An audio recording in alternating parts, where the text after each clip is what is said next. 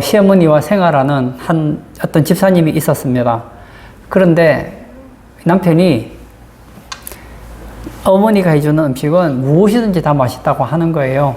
근데 자기가 해준 음식은 반찬이 무엇을 하든지 맛이 없다고 합니다. 그래서 하루는 이 집사님이 꾀를 내어서 시어머니가 담근 김치를 밥상에 올려놓습니다. 그리고는 맛이 어떤지 보라고 했습니다. 그리고는 이렇게 얘기했습니다. 이건 제가 한 김치인데 맛을 한번 보라고 했더니 이걸 김치라고 했느냐면서 막 투덜투덜 하더라는 거죠. 그 다음에 자기가 담근 김치를 내놓으면서 어머니가 만든 김치라고 했더니 이 맛이라고, 이것이 진짜 잘 만든 김치라고 하면서 이렇게 김치를 하라고 했답니다. 여러분, 달라진 건 없어요. 내 생각이 달라진 것이죠. 입맛까지도 마음 가는 대로 간다는 것이죠. 하물며 우리가 인생을 살면서 많은 것을 깨닫지 않습니까? 그 깨달은 것에 대해서는 말할 필요가 없습니다. 우리는 똑같은 것을 보면서도 관심이나 세계관에 의해서 똑같은 것이 다르게 해석되는 것을 보게 됩니다. 저는 역사책을 보면 그런 걸 많이 느껴요. 똑같은 A라는 사람이 있습니다. 근데 어떤 사람의 눈으로 볼 때는 이 사람이 정말 나라를 위해서 정말 충신이에요. 근데 또 다른 사람의 눈으로 보면 천하의 나쁜 사람이거든요. 관점이 그렇게 중요합니다. 오늘 본문에 예수님께서 가버나움의 한 회당에서 설교를 하십니다. 설교의 내용은 나는 하늘로서 내려온 떡이다. 예수님이 자신이 떡이랍니다. 그랬더니 유대인들 사이에서 다툼이 일어난 거예요. 52절 제가 읽겠습니다. 그러므로 유대인들이 서로 다투어 이르되 이 사람이 어찌 능히 자기 살을 우리에게 주어 먹게 하겠느냐. 뭐라고요? 유대인들이 다투어서 이렇게 얘기합니다. 아니 어떻게 사람이 자기 살을 우리에게 주어 먹게 하겠느냐. 예수님께서 내가 하늘로부터 내려온 떡이다 했더니 떡이라는 건 먹으라는 양식이잖아요. 근데 우리가 어떻게 그 예수님의 살을 먹을 수 있겠느냐. 예수님의 살을 먹으려면 식인종이라는 얘기 아닙니까? 떡이면 나눠줘야 되는데 설령 살을 준다고 하더라도 어떻게 먹을 수 있겠느냐는 거예요. 자신의 살을 다 떼어서 나눠주면 죽잖아요. 죽은 사람의 그 시체를 어떻게 먹을 수 있겠느냐고요. 그때 예수님께서 이렇게 말씀하십니다. 53절 예수께서 이르시되 내가 진실로 진실로 너희에게 이르노니 인자의 살을 먹지 아니하고 인자의 피를 마시지 아니하면 너희 속에 생명이 없느니라. 갈수록 태산입니다. 더 이해할 수 없는 말을 하는 거예요. 이제 예수님께서는 인자의 피를 마시라는 거예요. 여러분 구약 성경에 보면 피에는 생명이 있기 때문에 피채 먹는 것을 금지했단 말입니다. 그래서 유대인들은 짐승의 피도 먹지 않아요. 그런데 예수님께서는 자신의 피를 마시랍니다. 그리고 계속 얘기하십니다. 54절과 55절 내 살을 먹고 내 피를 마시는 자는 영생을 가졌고 마지막 날에 내가 그를 다시 살리리니 내 살은 참된 양식이요 내 피는 참된 음료로다. 여러분 생각해 보십시오. 이 문자적으로 보면 예수님의 피가 어떻게 음료입니까?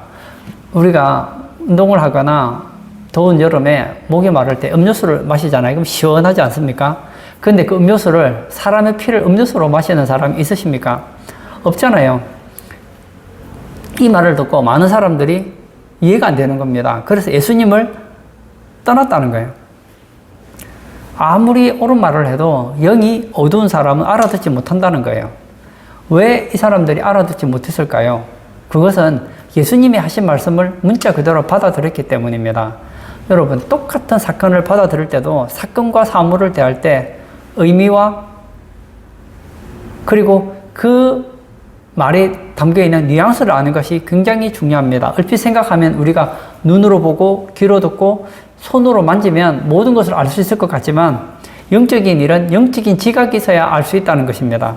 하루는 예수님께서 요한복음 3장에 니고데모와 대화를 나눈 적이 있죠. 니고데모가 예수님을 보았더니 예수님이 아주 젊긴 젊지만 보통 사람하고 다른 것 같아요. 그래서 예수님에 대해 좀 더 알기 위해서 왔습니다. 예수님께서 니고데모에게 이렇게 얘기하죠. 거듭나지 않으면 하나님의 나라에 들어갈 수 없다. 다시 태어나라는 거예요.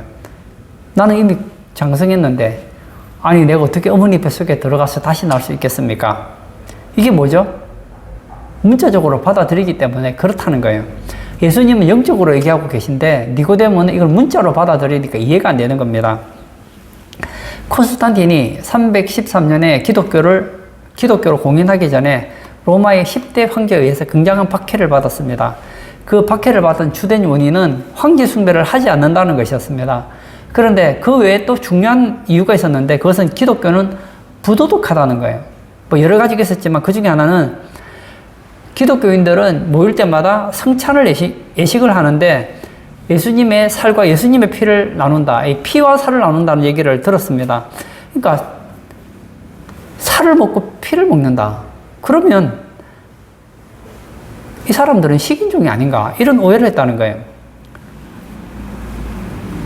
예수님 믿는 사람들이 한 말이 틀린 말은 아니에요. 그런데 문자로 받아들일 때 이런 오해가 있더라는 거예요. 예수님께서는 이 살과 피를 통해서 우리와의 관계를 상징적으로 말씀하고 있다는 거예요. 예수님께서 인자의 살을 먹고 인자의 피를 마신다는 것은 예수님께서 죽는다는 것을 의미하고 있습니다. 상식적으로 생각해 보십시오. 문자적으로 예수님의 살을 먹고 예수님의 피를 마시려면 예수님이 죽어야 되는 거 아닙니까? 예수님 쪽에서 볼 때는 예수님이 죽는다는 거예요. 예수님께서는 죄인들이 생명을 얻기 위해서는 내가 죽어야 되고 나의 죽음에 너희들이 동참해야 된다는 것을 가르쳐 주고 있습니다. 그런데 영안이 열리지 않으니까 도무지 헤아릴 수 없었던 것이죠. 왜 알아들을 수 없었을까요? 그것은 그들은 정욕에 이끌렸기 때문입니다. 여러분, 욕심에 있는 사람들은 모든 것을 육신의 눈으로 봅니다.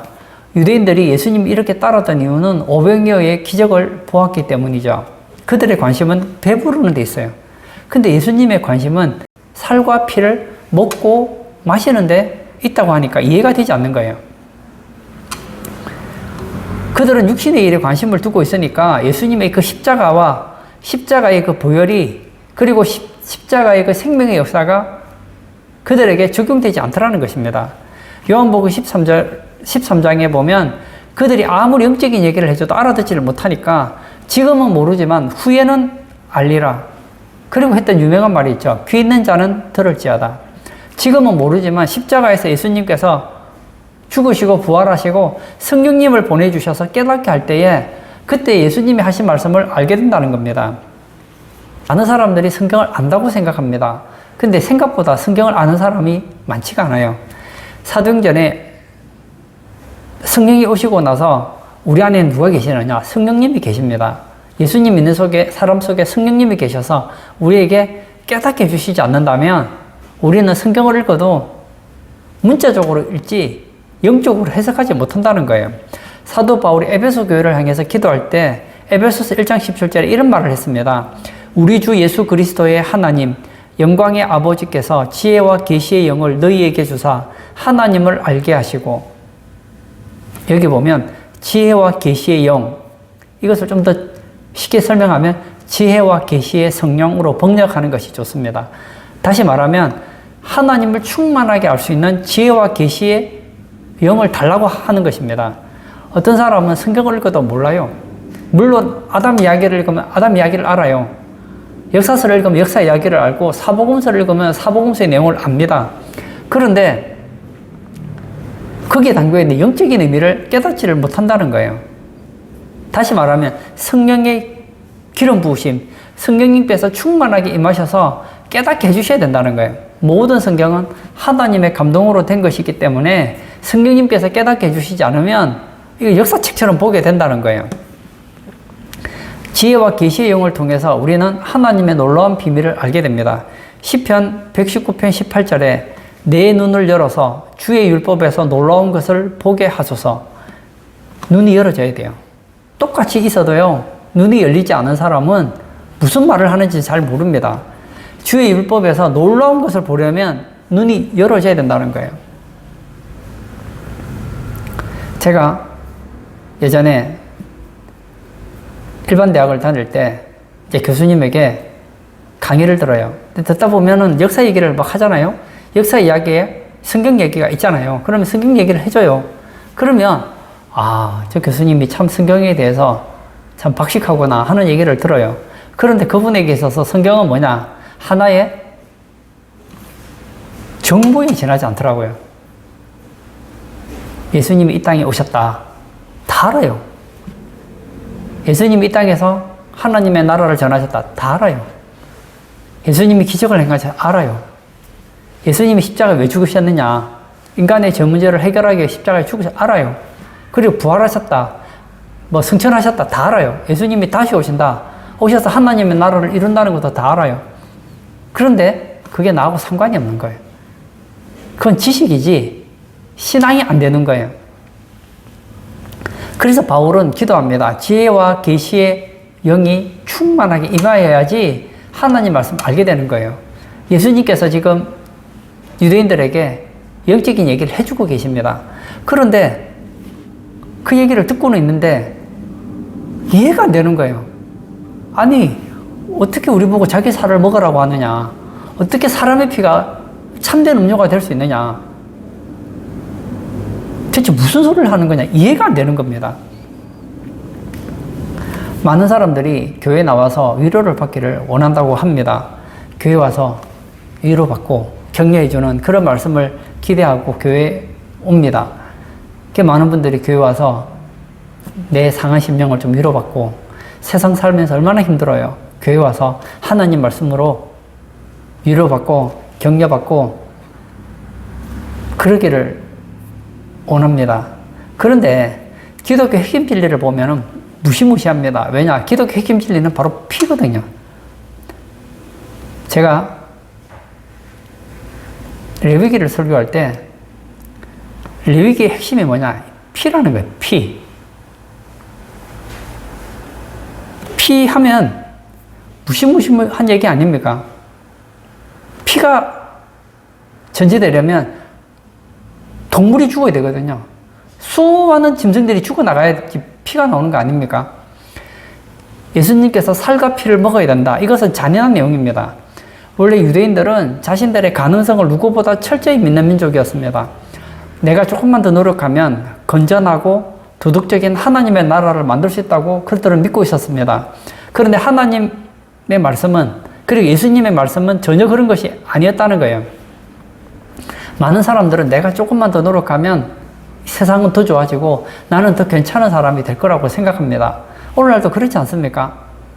세상의 책들을 보십시오. 이 가능성의 책들을 보면 너는 가능성이 있어. 넌 잘 될 수 있어. 조금만 노력하면 너는 더 나은 사람이 될 수 있어. 예, 인간이 볼 때는 좀 나아질 수 있을지 모르겠어요. 그런데 예수님의 눈으로 볼 때 모든 인간은 그런 능력이 없다는 겁니다. 모든 사람들은 예수님의 죽으심과 예수님의 살과 피를 먹는 것 외에는 가능성이 없다는 거예요.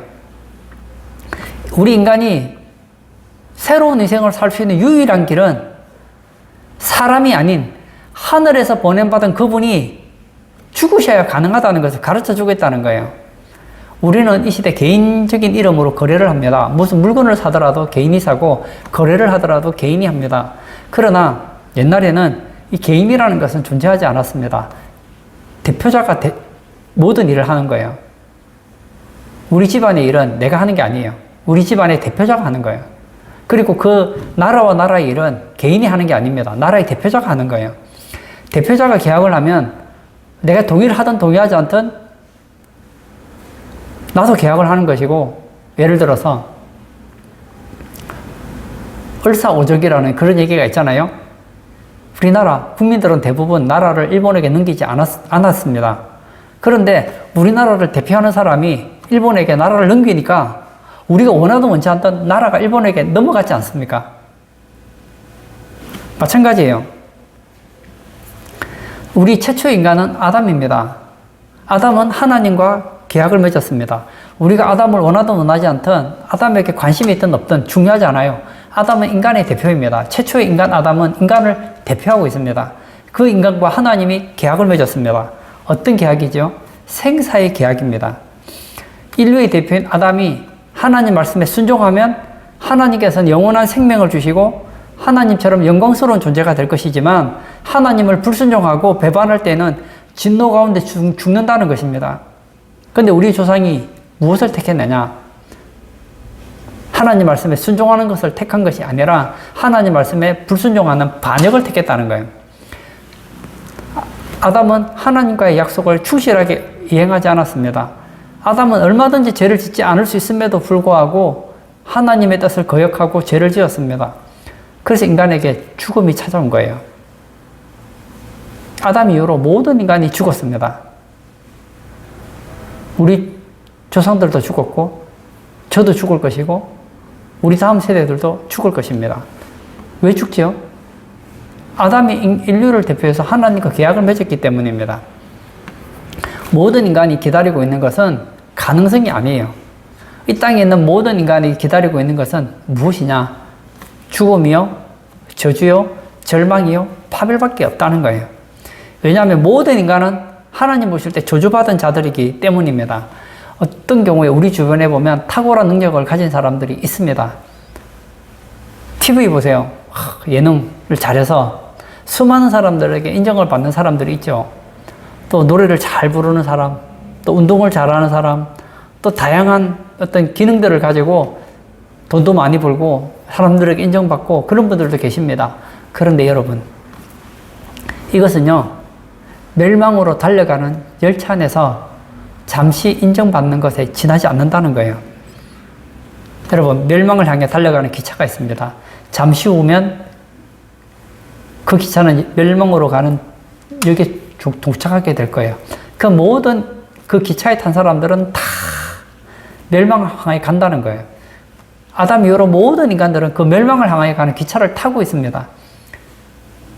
인간의 소망은 내가 그 멸망으로 가는 종착역에 도착하기 전에 누군가가 구해줘야 되는데 우리 스스로는 해결할 수 없더라는 거예요.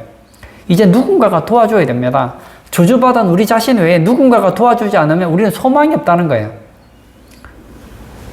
우리가 이 세상에서 하는 일들에 대해서는 조금씩 가능성이 있을지 모릅니다. 남들보다 공부 조금 잘할 수 있어요. 운동을 조금 잘할 수도 있고 남들보다 좀 더 지식이 있을 수도 있고 어떤 분야에 탁월할 수 있습니다. 그러나 큰 그림에서 볼 때 난파되는 배 안에서 어떤 사람이 피아노를 연주를 합니다. 연주를 잘해요. 사람들이 막 박수를 칩니다. 그 배는 지금 깔아앉고 있어요. 어떤 사람은 거기서 만담을 가지고 사람들을 기쁘게 해줍니다. 그 사람들이 박수를 받아요. 이야, 대단한 능력입니다. 그러나 배는 깔아앉고 있다고 해요. 예수님께서 이 땅에 오셔서 자신을 떡으로 표현한 것은 그들이 진리를 듣지 않고 진리가 아닌 것에 귀담아 듣는 습성이 있기 때문에 다른 소리를 알아듣지 못하기 때문에 어떻게 하든 그들의 귀를 집중시키기 위해서 떡으로 말씀하신 것이라는 거예요. 그럼 하늘에서 내려오신 떡이신 하나님이신 예수님께서 하신 일은 대체 무엇입니까? 우리의 대표되는 자격자로서 하나님 아버지와 계약을 맺은 거예요. 그 계약이 무엇입니까? 예수님께서 죽으심으로 그 죽음을 믿고 의지하는 사람은 다 살리겠다는 거예요. 그에게 생명을 주고 사망에서 생명으로 저주에서 행복으로 옮겨주시겠다는 거예요. 이것이 바로 은혜 언약입니다. 여러분, 복음이 무엇입니까? 복음은 한 사람이 죽는 것을 가르쳐주고 있습니다. 우리는 너무나 악하고 너무나 가능성이 없는 자들이기 때문에 우리 같은 인간이 아닌 하늘에서 보냄을 받은 그 한 분이 우리 모두를 대신해 죽어야 된다는 거예요. 이것이 복음이요. 이것을 믿는 자는 영원한 생명을 얻게 되는 것입니다. 어떤 분들은 교회 와서 좋은 말씀 듣고 위로를 받습니다. 야, 나도 저렇게 살아야지. 말씀대로 사는 거 참 좋습니다. 말씀대로 살아야죠. 그런데 하나님께서는 뭘 보시느냐? 우리 안에 가능성을 보시는 것이 아니라 우리 안에 있는 죄성을 보신다는 거예요. 우리는 무엇이든지 할 수 있을 것 같이 차려입고 똑똑한 척하고 교양 있는 것처럼 하지만 하나님 보실 때는 예수님이 죽는 것 외에 하나님의 아들이 끔찍하게 죽는 것 외에는 길이 없다는 것입니다. 우리 주변에 보십시오. 착한 사람들 많아요. 어려운 사람들을 도와줍니다. 대단하죠. 위험에 처한 사람들을 도와줍니다. 그리고 어떤 분야에서 최선을 노력을 해서 그 분야 1인자가 되는 사람들도 있습니다. 어떤 분들은 감성적이죠. 가을에 떨어지는 낙엽만 보아도 가슴이 뭉클하는 이런 감성적인 사람들도 있습니다. 근데 문제는 뭐냐? 우리는 마치 포로 수용소로 끌려가는 죄수와 같다는 거예요. 그 안에서 가지고 온 음식을 먹습니다. 배가 불러요. 행복합니다. 조금 지나면 포로 수용소에 가면 끔찍한 미래가 기다리고 있는 것 아니겠습니까? 사랑하는 성도님, 우리의 상황을 제대로 돌아보시기를 바랍니다. 나는 참 성공적인 삶을 살았어. 나는 내 인생을 돌아볼 때 후회가 없어. 여러분, 그게 후회예요. 예수님을 만나지 않은 우리 인생은 후회요, 절망이요, 눈물밖에 없다는 겁니다. 예수님을 만나기 전에 우리의 삶은 실패했고 가능성이 없으며 하나님이 싫어하는 일만 골라서 살아왔다는 것을 알 때에 예수님의 죽음을 의지하게 된다는 거예요. 다시 말하면 예수님의 피 외에는 나는 소망이 없는 자다. 이것을 깨달아야 된다는 거예요. 예수 그리스도의 살과 피를 먹음으로 영원한 생명을 얻을 수 있습니다. 이것은 문자 그대로 예수님의 살을 뜯어먹고 예수님의 피를 진짜 마신다는 게 아닙니다. 진짜 예수님의 살과 피를 먹으면 식인종이 되는 것이죠. 이것은 예수님의 죽으심에 완전히 연합하여 하나가 된다는 것을 가르쳐주고 있습니다. 지금은 그런 일이 없는데 옛날에 고대의 왕들은 자신이 죽으면 혼자 죽지 않습니다. 자기의 첩이나 노예들을 함께 무덤에 넣어서 죽는 경우가 있습니다. 그래서 내가 죽을 때 그의 하인들도 같이 생매장을 해서 죽이는 경우가 종종 있었습니다. 우리가 예수님의 살과 피를 마신다는 것은 왕과 그 신하들이 같이 죽는 것처럼 예수님의 죽으심에 동참하는 것을 가르쳐 준다는 거예요. 그러면 어떻게 이것이 가능할까요? 이것은 우리가 예수님처럼 십자가에 못 박히는 거예요. 내가 그리스도와 함께 십자가에 못 박히는 거예요. 이것은 실제로 예수님처럼 막 못 박히고 등에 채찍을 맞고 그러라는 얘기가 아닙니다. 입으로 고백해야 된다는 거예요. 예수님의 죽으심은 나의 죄를 위한 것이고 나는 결코 완전한 인간이 아니고 죄로 인하여 죽을 수밖에 없는 나를 위해서 예수님이 죽으셨고 그리고 그 죽으심이 바로 나 때문이라는 것. 이것을 고백하는 것이 예수님의 죽으심에 동참하는 거라는 겁니다. 이렇게 할 때 어떤 일이 일어납니까? 56절. 내 살을 먹고 내 피를 마시는 자는 내 안에 거하고 나도 그의 안에 거하나니. 예수님의 살과 피를 먹고 마시는 사람은 예수님 안에 있게 됩니다. 이것은 연합이 됐다는 거예요. 육체적인 연합이 아니라 신비로운 연합을 가르쳐주고 있습니다. 이것이 어떻게 가능할까요? 부활하신 예수님께서 그 사람들에게 성령을 부어주시기 때문입니다. 그러므로 하나님의 영이 충만한 사람은 하나님과 신비로운 연합을 하게 된다는 거예요. 57절도 볼까요? 살아계신 아버지께서 나를 보내심에 내가 아버지로 말미암아 사는 것 같이 나를 먹는 그 사람도 나로 말미암아 살리라. 우리는 예수님 때문에 삽니다. 우리의 사는 힘은 예수님으로부터 옵니다. 사는 목적도 예수님입니다. 결론을 짓고자 합니다. 58절을 제가 또 읽겠습니다. 이것은 하늘에서 내려온 떡이니 조상들이 먹고도 죽은 그것과 같지 아니하여 이 떡을 먹는 자는 영원히 살리라. 유대인 조상들이 하늘의 양식을 먹었죠. 만나를 먹었습니다. 만나를 먹고 살았습니다. 그러나 그것은 영생을 주는 떡은 아니었습니다. 일시적으로 에너지를 보충해서 살아가긴 했지만 결국 죽었단 말입니다. 몸의 필요는 채워주지만 그들에게 생명을 줄 수는 없었다는 거예요.